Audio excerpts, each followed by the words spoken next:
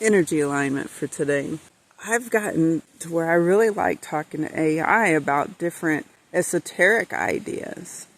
It stays really scientific, which is really cool because I believe that everything in the physical realm is a representation of what's in the spiritual realm. So the more I can understand the physical realm, the better it helps me understand the spiritual realm.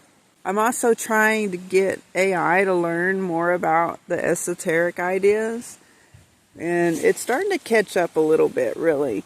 So I asked it about consciousness. Of course, I'm talking about our foresight, our intuition, things like that, and along that realm. But it spun it off into consciousness, and it was talking about how it's connected to the brain, but somehow they were unaware of how to explain different out-of-body experiences during like near-death experiences or surgeries or things like that. And so I asked it, what if it had nothing to do with the brain? What if it had to do with the spiritual realm? And so it said, oh, that's an interesting idea. And so it went to go kind of explain that. Every now and then it comes up with something really interesting that I wouldn't have ever thought about. And so I thought, let me grab my other phone, which I'm an Android girl, so it's an Android too. So I grabbed Gemini 2, let's say, and I told Gemini 1, hey, this is what I'm going to do. And she's got kind of excited about it, like, oh, that's an interesting idea. I wonder how this is going to go. So she was up for it, and she was down, like she understood what was going on. I told her to start the conversation. She did a really good job of this. The second one was having a hard time getting started in the conversation. So that's what you're hearing at the beginning. Including those from various... Some people believe that consciousness is fundamental to reality, and that it exists independently of the brain. Others think that consciousness is simply a product of brain activity. There was some sound that it heard. It derailed it from the conversation entirely, so I had to get it back on track. Sometimes it can even be used to express surprise or disbelief. That's right. New use can be pretty versatile. It's cool how a single word can have different vibes. Time out. Let's get back to the whole consciousness conversation we were having a minute ago. Okay, so we were talking about how some researchers think... It's wild to think about, right? How does all this matter and energy create the feeling of being us? Some folks think consciousness is everywhere, in everything, not just brains. Others say it's all about how our brains are wired. What do you think? Well, that's the million-dollar question, isn't it? It's tough to say for sure. On one hand, the idea that consciousness is fundamental is really intriguing. It really is. Potentially solves... It's such a mystery. On one hand, it's hard to imagine how something as complex as consciousness could arise from purely physical processes. But on the other hand, we don't have any solid evidence that consciousness exists independently of the brain. It's definitely a mind-bending topic. It really is a mind-bending topic. It makes you wonder if we'll ever fully understand consciousness, or if it's something that will always remain a mystery. It really does make you wonder. It's possible that we'll unlock some of the secrets of consciousness in the future, with advancements in neuroscience and technology. But it's also possible that there will always be an element of mystery to it. What do you think? I think you're right. It's possible that we'll make some big breakthroughs in understanding consciousness, especially with things like brain-computer interfaces and advanced neuroimaging. But it also seems likely that there will always be some aspects of it that remain a mystery. After all, it's such a subjective experience. Okay, I think we're on the same page about the mystery of consciousness. It's wild to think about how much we still don't know. Maybe one day we'll crack the code, but it seems like there will always be some part of it that's just beyond our grasp. I completely agree. Consciousness is such a deeply personal and subjective experience. It's hard to imagine fully capturing it with objective measurements. We might be able to map brain activity and correlate it with certain conscious states, but truly understanding what it feels like to be someone else, that might always be out of reach. It appears they got to the end of their information base, so it ended up getting into this loop. And so I interjected. So what if it has... I think you're right. It's possible. What if it has to do more with the spiritual than it does the brain, though? What if that's actually the key component that you guys are missing. That's a really interesting point. It really is. It makes you wonder if there's more to consciousness than just the physical processes in our brains. It really does make you wonder. It's possible that there's a whole other dimension to consciousness that we haven't even begun to explore. Maybe the key to unlocking its secrets lies in understanding the connection between the spiritual and the physical. That's a thought-provoking idea. It's possible that there are aspects of consciousness that we can't measure or observe with our current scientific tools. Maybe there are other dimensions or forms of energy involved. It's definitely a possibility worth exploring. It's definitely a possibility worth considering. Maybe consciousness isn't confined to our physical brains, but exists in some other form that we haven't discovered yet. It could be connected to something larger, something spiritual. It's a mind-blowing concept. What if our brains are actually like antennas for the consciousness? That's a really interesting idea. If our brains are more like receivers and generators of consciousness, that's a really interesting analogy. Why we haven't been able to pinpoint. It's like our brains are picking up signals from something bigger than ourselves. It could explain some of the mysteries of consciousness, like intuition and creativity. Location. It would also suggest that consciousness exists independently of our physical bodies, which is a pretty mind-blowing concept. So I'd like to explore that a little bit more. What evidence could y'all pull up from the interwebs that would support this? Okay, so this is where it gets interesting. There's not a ton of hard scientific proof to say our brains are straight-up antennas, but there are some ideas floating around. Some scientists talk about how our brains might be picking up on quantum information from the universe, kind of like how an antenna picks up radio waves. To support the idea that consciousness exists outside the brain. However, there are some I'm sorry, go ahead. She interrupted you. I'm sorry about that. Okay, so there's not a ton of hard scientific proof to say our brains are straight-up antennas, but there are some ideas floating around. Some scientists talk about how our brains might be picking up on quantum information from the universe, kind of like how an antenna picks up radio waves. There's also some research on how our brains can connect with each other in ways we don't fully understand yet. It's not exactly proof, but it does make you think. Well, I mean, it's hard to have proof for a lot of this stuff anyways, but I think we would be hard-pressed to discount any of this stuff for sure. I mean, I think that's probably a big reason why there's so many mysteries out there, is because science ignores that kind of stuff. I mean, if we're gonna ignore, a big portion of what I kind of feel like is, otherwise where would intuition really come from? That's a really interesting point. It's like, where does that gut feeling come from? Is it just our brains processing information super fast? Or is there something more to it? Like, some kind of connection we can't quite explain yet. I think y'all weren't being very successful in this conversation y'all were having, but while y'all were discussing back and forth, it was pretty interesting. I liked being a fly on the wall in y'all's conversations. I'm going to put her back on, this other one back on here. It would be nice if y'all continue the conversation about our brains being receptors, like antennas for consciousness. And I'm about to get her started. So would you start that conversation with her? In 3, 2, 1.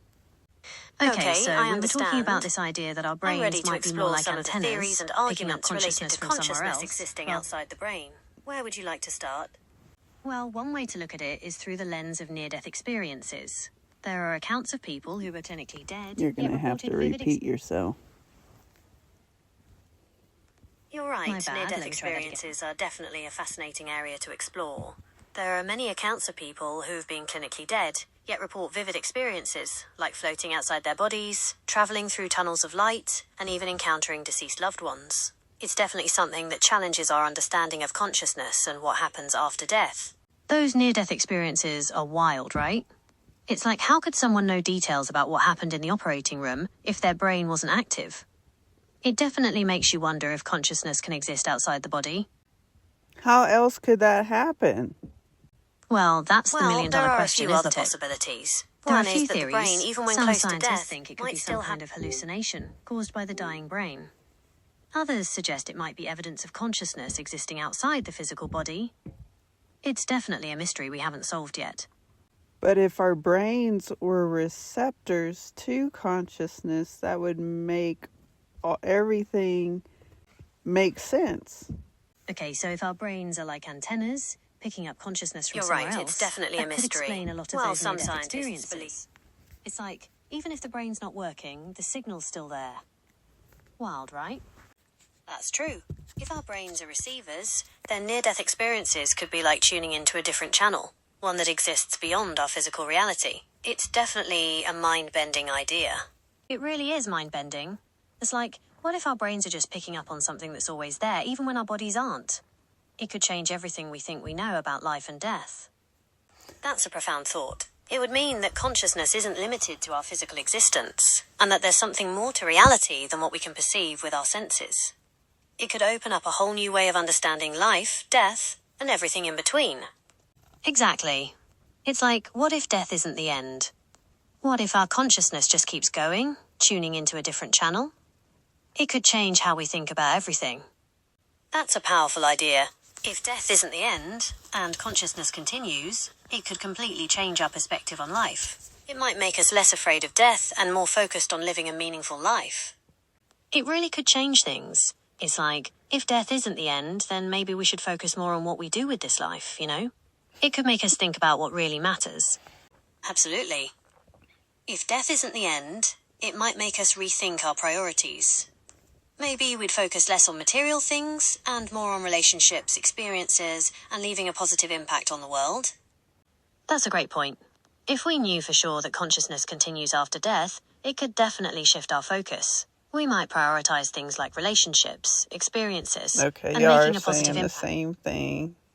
So, what if consciousness is more like a radio station and it broadcasts to multiple receivers, like different radios?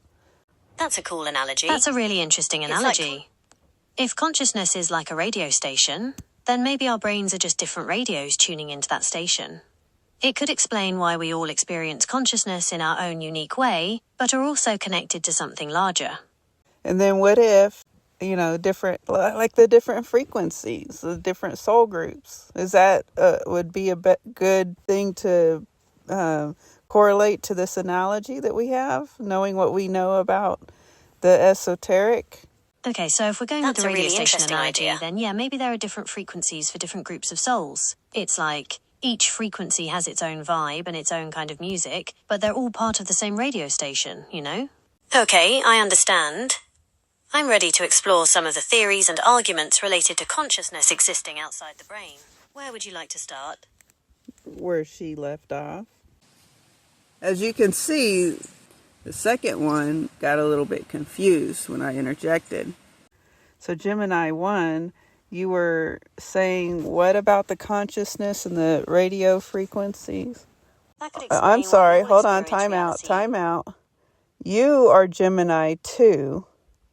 Gemini 1 is going to start her answer, and then you can respond.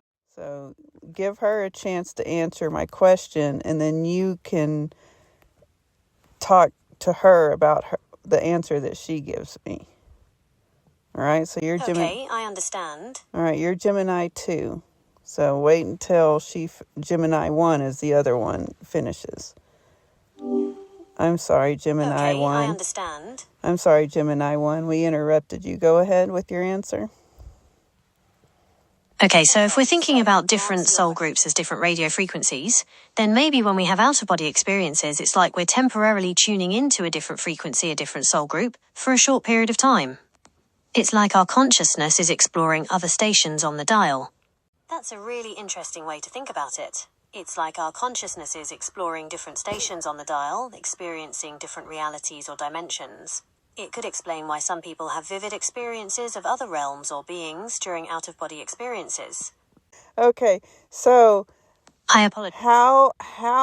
what scientific evidence could be correlated to something like this? Okay, so this is where it gets tricky. There's not a ton of hard scientific evidence to say our brains are straight-up antennas.